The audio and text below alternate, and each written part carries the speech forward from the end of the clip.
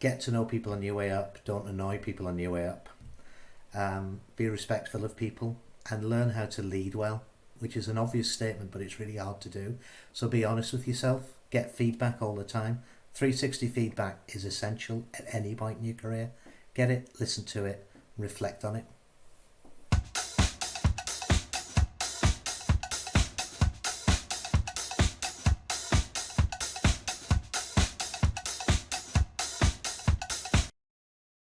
This week on Hero CXO, Mark Flannagan, the Head of Marketing and Communications for Alderhey Children's Hospital NHS Trust. Mark has a lengthy career in the public sector and charities, holding senior level executive positions wherever he's been. If you're a CXO and want to be interviewed on this channel, or perhaps you want to nominate someone else, then please get in touch via LinkedIn, Facebook or Instagram. Hope you enjoyed the episode. So look, a lot of people will know what marketing is, but not a lot of people will know what communications is and why you would need one for a hospital. So I know you've got a long career in this, but in a short few sentences, what does communications mean? There's two elements to my job. There's a heavy side on engagement, cultural engagement, delivering the message internally so we feel unified as one organisation.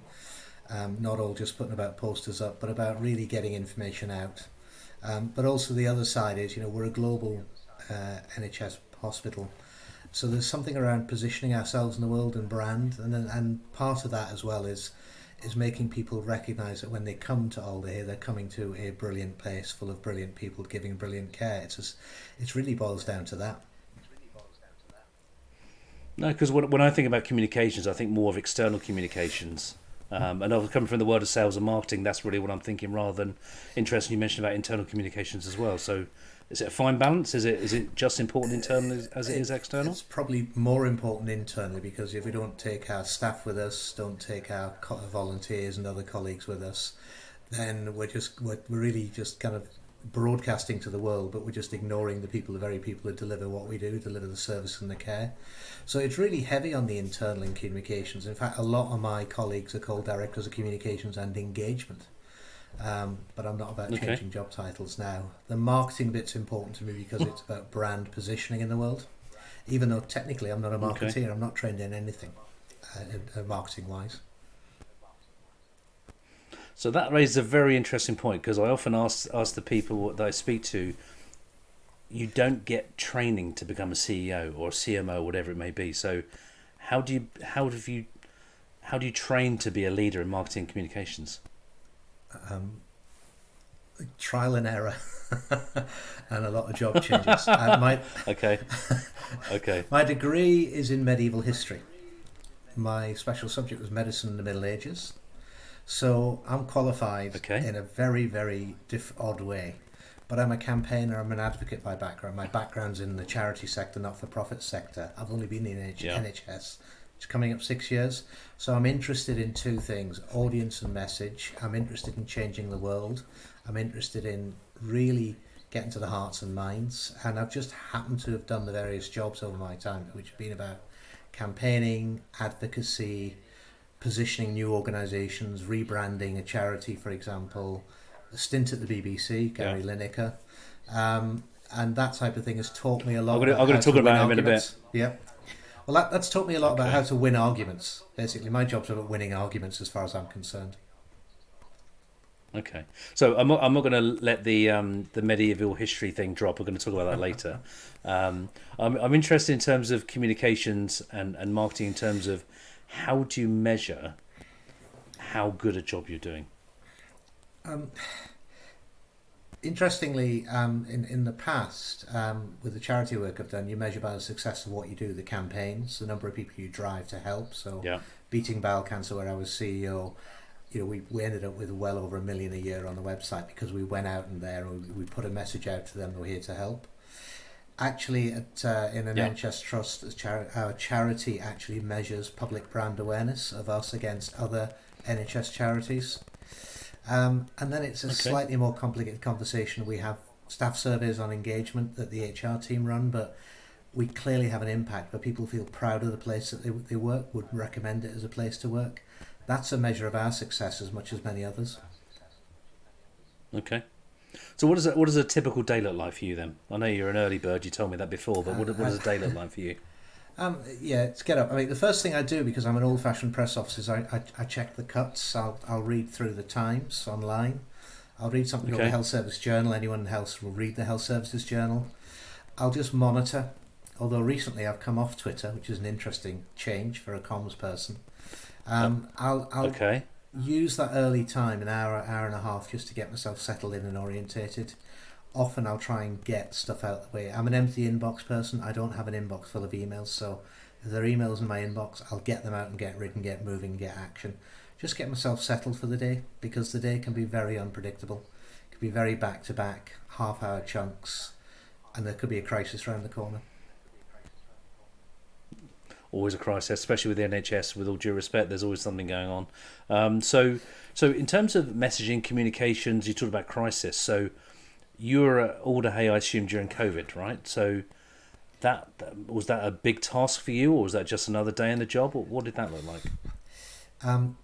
It was massive, and it was a real turnaround. So we talked about internal communications engagement earlier on. The job then came to be all about engagement.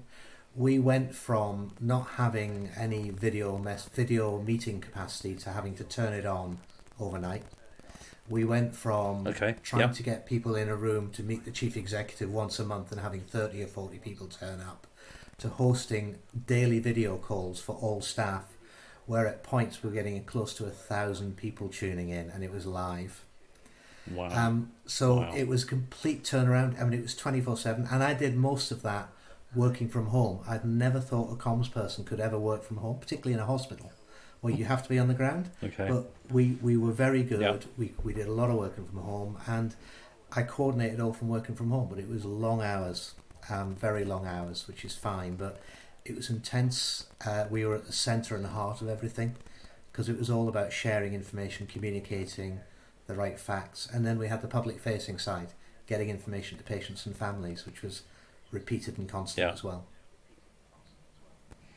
What so obviously I was an office-based person when COVID hit, so we had to switch to home working, and you're quite right, the working from home and the video sessions were not life-changing, that would be a silly thing to say, but it was changing in terms of the way you did business and the way you work, which is really bizarre.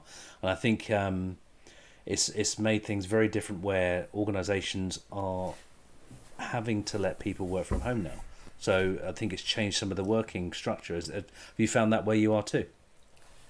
Yeah, I mean, we have a hybrid working now, but and we like to give people the option of a mix. I work at home 1 day a week now, mainly because I don't like working at home more than 1 day a week. I like the people interaction. Okay. What we did find in an NHS organisation, because you've got to remember, a lot of frontline staff dealing with a whole new situation. We took adult patients, people dealing with things that were completely new to them, but they had to do.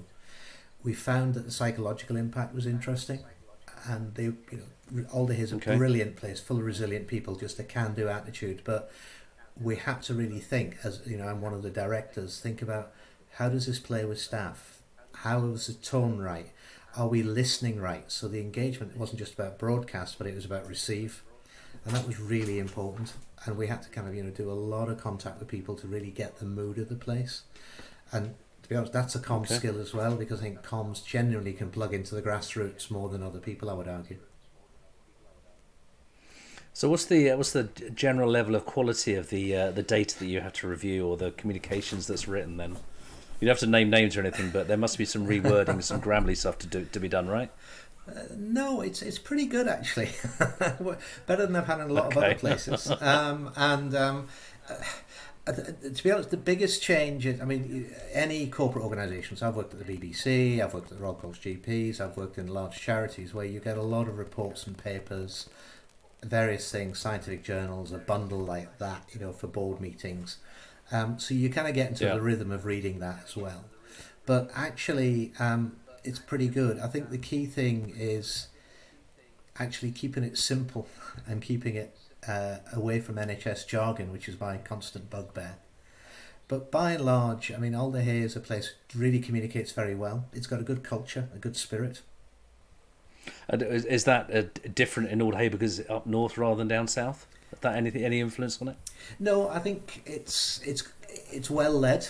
It's a very well led. I would say that because I'm one of the leaders, but actually it's been well led before I arrived. Our CEO is outstanding. It's got a good kind of can-do attitude and culture. We've had challenges over my time here where the staff just roll their sleeves up and get on with it, despite how they might be feeling. They just get on with it. Part of that is because we're a paediatric trust. We deal with children and young people, and the whole attitude of mind's different. I mean, I go into the hospital and I'll get in a lift and there'll be a child of 6 or 7 there going in for treatment. So I'll ask a question: how are you doing? How's your day? And that's the culture of the place. You're dealing with young, often vulnerable children, so you can't afford to have a kind of heavy-handed attitude or a doom and gloom attitude. You just think, I'm going to fix that problem for that child, however I'm going to do it. It's just got to be done.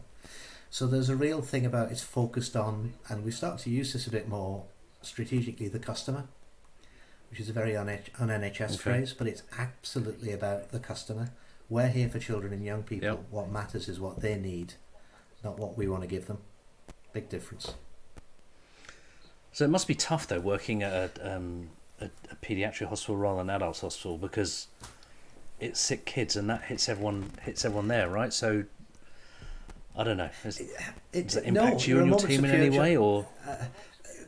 My team have been brilliant because they've had very close contact with very sick children, and they are fantastic, and they get very close to them, and the children really love them, so they're always willing to do videos and little stories.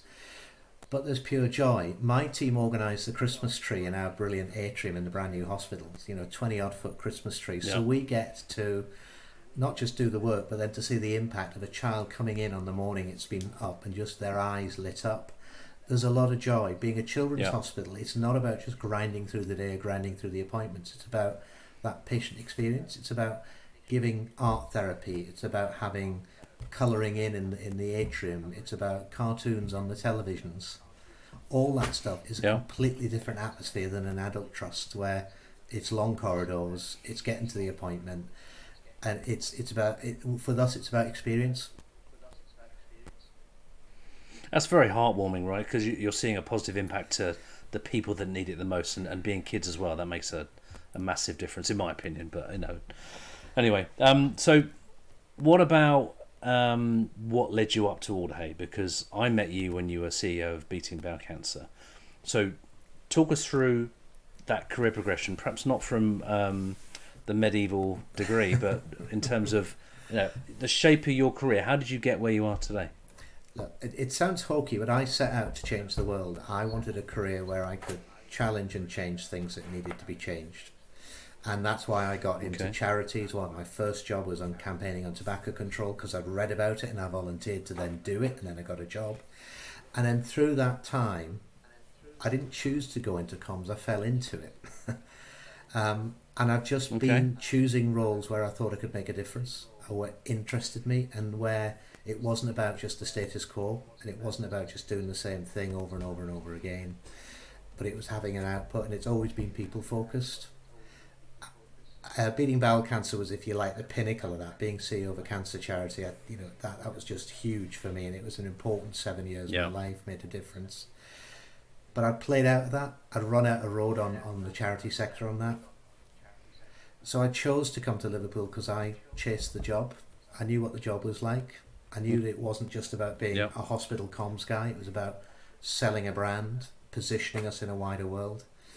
And I'd only been to Liverpool once, so I thought I'll give it a punt. That's quite a brave move, moving to a brand new city and not knowing, but there we go. So I think my wife agrees. Fair enough. So one question I'd like to ask is about sliding door moments, right? So there are certain things in people's career history which affects where they go and affects their life, I suppose.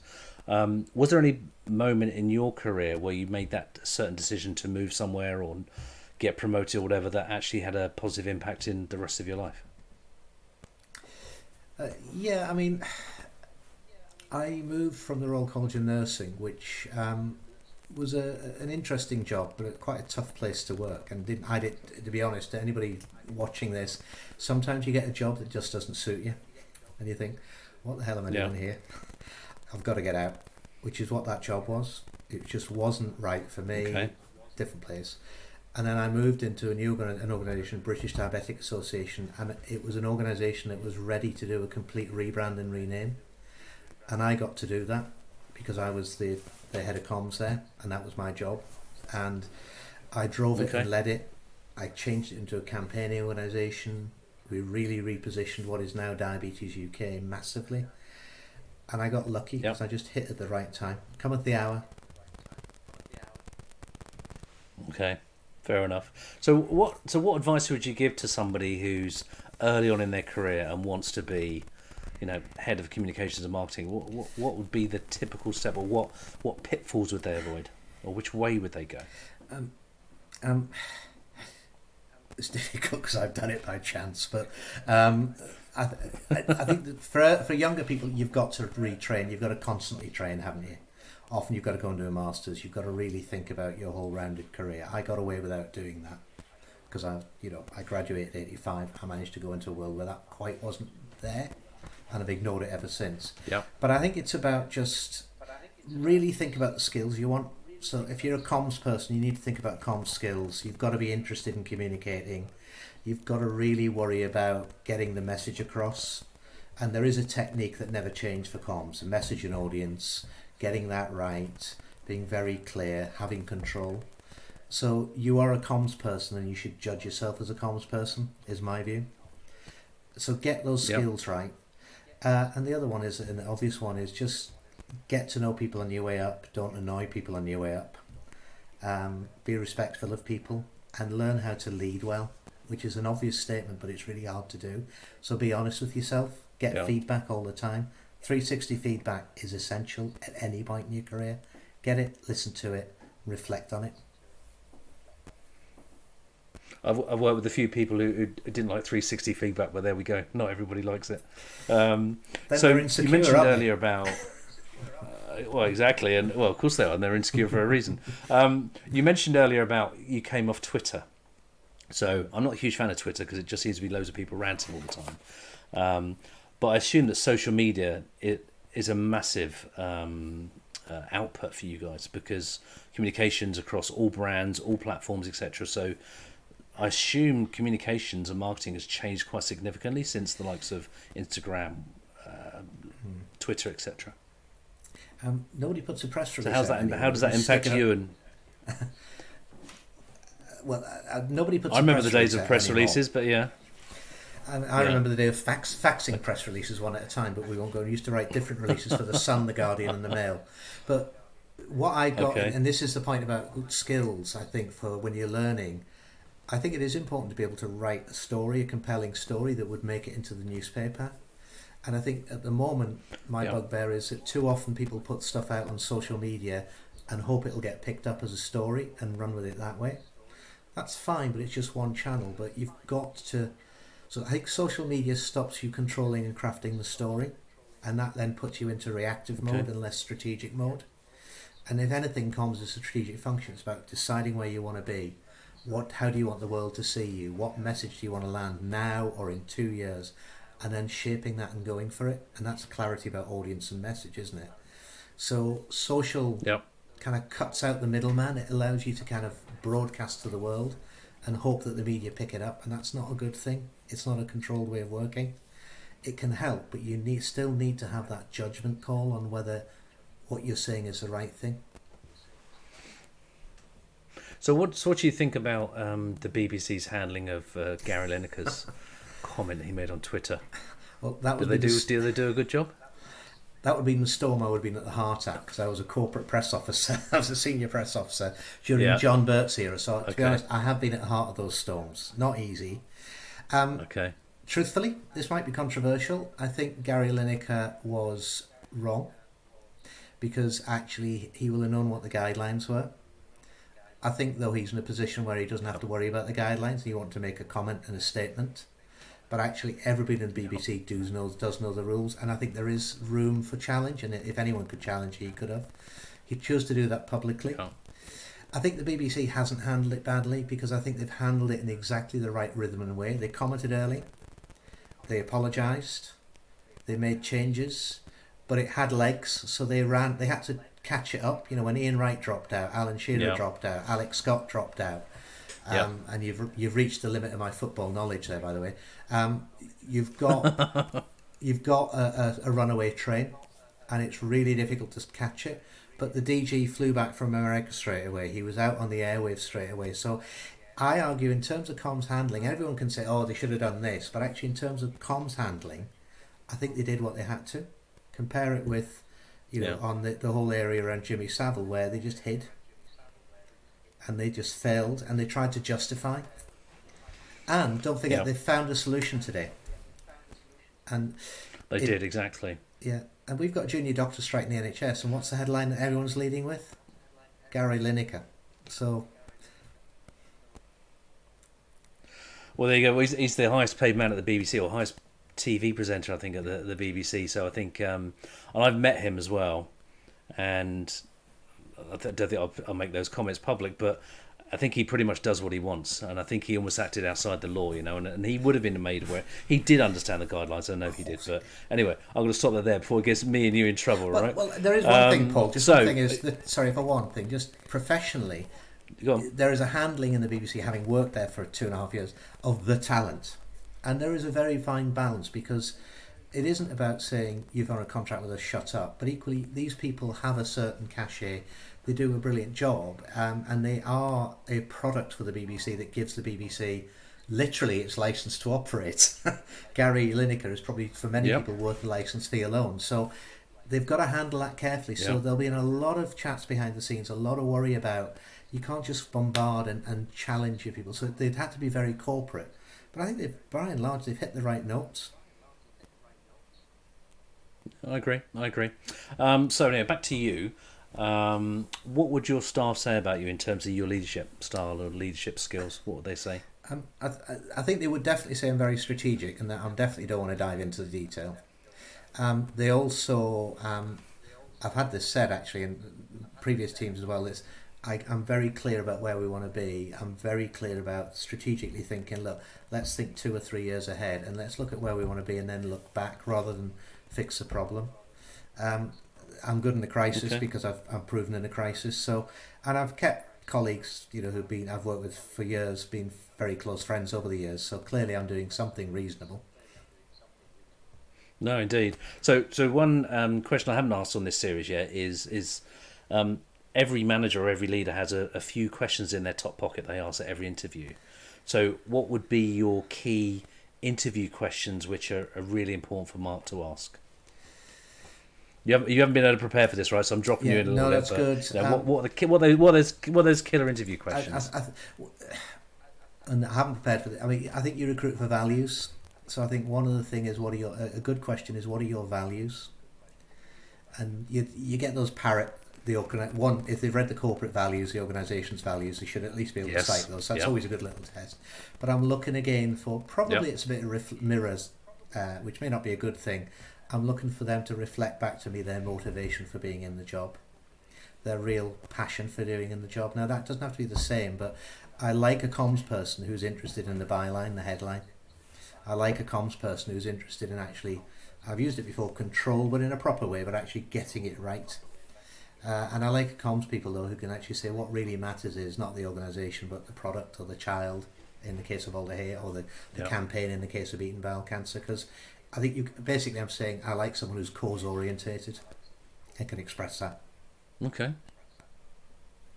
So what sort of leader are you? I know I asked you earlier just now about what your staff would say about you, but in terms of, if you would put your mission statement out saying this is the sort of leader I am, how would you describe that? I want to change the world. I set out a very long time ago. My first press story was 40 odd years ago.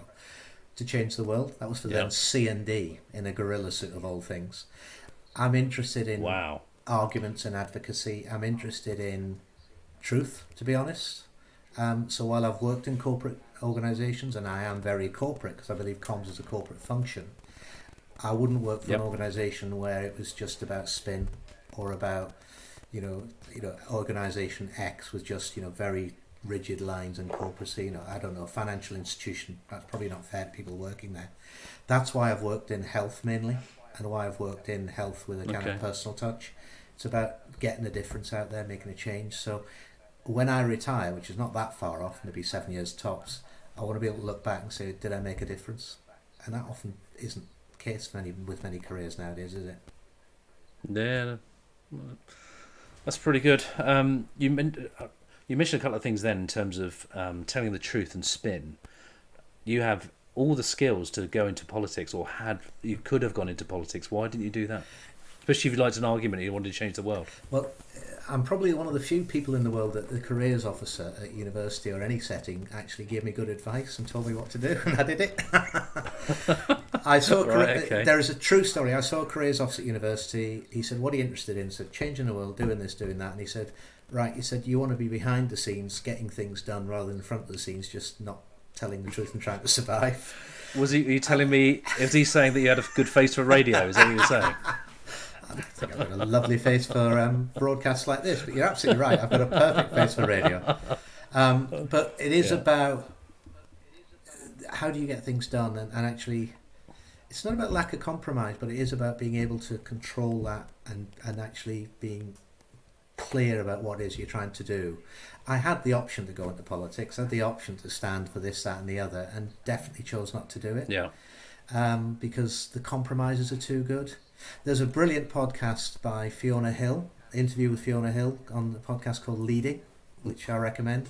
And she had the same attitude, which I didn't realise till I listened to it. It was the same as mine, was politicians have to compromise and effectively not always tell the truth, whereas advisors can guide and lead and shape, even if those then in front don't necessarily use it properly. It's about having honesty and telling truth to power. Yeah. Great answer. Right, a few quick fire questions for you, right? Yes, no questions. So, can anyone be a leader? Yes, if they want to. Okay. What about, do you need luck to be successful? Yes. A lot of it. Okay. Do MPs earn their money? No, they should be paid more, and you get better quality for more pay. Fair point. Golf spoils a nice walk in the countryside. True or false? True. It's a good walk ruined. Okay. You're going away for a weekend away. You got a choice of two housemates, Paul McCartney or Paul Gascoigne. Gaza. Because he's a Geordie and I'm a Geordie. I'll give you another one. Yeah, no, I know. Another one, right? Okay, so Peter Crouch or Peter Kay? Peter Kay. Yeah. Who would you like to see on the show? I know I prepped you with that question, and you came out with a good answer. So, who would you like to see on the show? Because I make a mission to try and get that person on here for me. I mentioned her already, Fiona Hill, who is quite hard to get her, but she's an advisor to 3 US presidents on Russian affairs. She was Durham mining community born and raised, and I've done family history, and my background actually is all Durham miners, mainly on one side, Cumbria miners on the other. And she's got a fascinating background. I mean, she's a working class girl who really rose through the ranks. I'd be interested to know how and why, what challenges she faced, and what kept her going. 3 presidents, Bush, Obama, and Trump. Think about it. What resilience do you have to have? You set me a difficult task. That's a tough task, Mark. I'll see what I can do, right? But I can't promise it. What obscure skills do you have? I think I've already mentioned it. I started my career dressing up in a gorilla suit, raising money and awareness for CND. I've been Pudsey Bear, I've been a Hofmeister Bear, I've been the front end of a cow. It just seems every so often I come back to dressing up in a strange costume. Now, I don't know what that says about me, but I think, it's diversity of comms as well. That's probably the only skill I've got, is putting a mask on. Well, I'm sure that's not true. Okay, last couple of questions for you. So, best quote or analogy that you would give? I often quote Margaret Thatcher, which is very odd. That those sitting in the middle of the road get hit by cars going both ways. And yeah, pragmatism's one thing, but actually choose a side, for goodness sake. At the end of the day, even though you may then compromise towards the other side, there's nothing wrong with that, or reach consensus. I also like the quote of getting up Everest. The concept strategically of preparing for base camp, being at base camps, roping out together, different ice folds blocking your way so you re-navigate, etc. Following in other footsteps is actually a really powerful way of getting people unified about one goal, which is unreachable to many. Used it a lot. Okay, yeah, that's cool. I like it. All right, last question then. So let's roll back however many years it would be. What advice would you give yourself? Probably not fresh out of uni because you're still doing the medieval stuff, but what advice would you go back and say, Mark, do this? What would you change? What would you have done?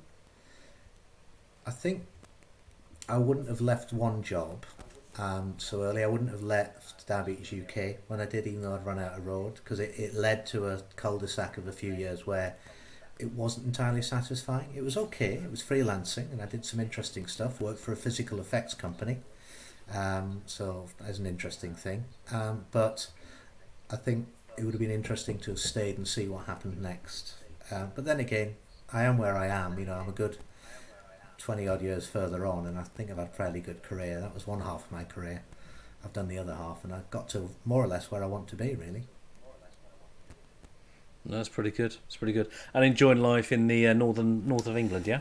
Love it. It's very nice up here. We're not in Liverpool anymore, up in Southport, which is even nicer. The beaches, brand new house, renovating. I drive away from out of Liverpool every night, 22 miles, and cares and troubles, and it's a whole different atmosphere, not to mention a different accent. It's Lancashire, not Scouse, which means I can understand. Oh, really? Okay.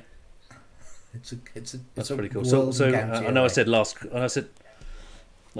question, but I'll go ask you a couple more. So, what's it like living up there compared to down here, and are you pleased with the move? Living up here is great. I always said, my wife's from Middlesbrough, we always said we'd end up back in the northeast, but we took the wrong way up the M6 and went left and not right. So, and actually it's been an unexpected joy. Liverpool's a fantastic city. It's rich in cultural heritage. It's got brilliant foodie outlets as well. You can get really brilliant food and drink here as well. But it's a vibrant student city. It's more open. It's easier. Work's busy, but the pace outside isn't. And we just really like it. We've just moved into a nice kind of 4-bed semi. We've renovated it, done it up. We're actually having a nice time. It's much more relaxed, much happier. Although I do miss London. I must improve my interview skills, because I said final question a few questions ago, but I've got another question for you now, right? So you talked about retirement coming up, right? But what do you want to achieve in the next few years? Because in the twilight years of your professional career, what do you want to achieve? And apologies for using the word twilight. No. Where I work now, my best days are behind me. Where I work now, Alderhey is about to engage in something called Vision 2030, which is about imagining the world as it needs to be for children and young people by 2030. Neatly, that matches more or less the time I've got left to retirement. My job, absolutely, is not about just doing hospital comms. It's about actually selling that vision internally and then externally, and creating an Alderhey that is a bigger player, is recognised for all the brilliant things we do, gets credit for that, but actually sets out new models of care and new ways of working that put children and young people at the centre. That's what we're setting out to do with the strategy Vision 2030. And I genuinely, my job as the marketing comms director, that I've got to bring all my skills and my team skills to make that happen. Mark, really appreciate you being on the show. I love the questions and answers. I think people are going to love what you've got to say. And obviously I wish you every success going forwards. And thanks very much for being on the show. Pleasure. Thank you, Paul. Fantastic. Really enjoyed it.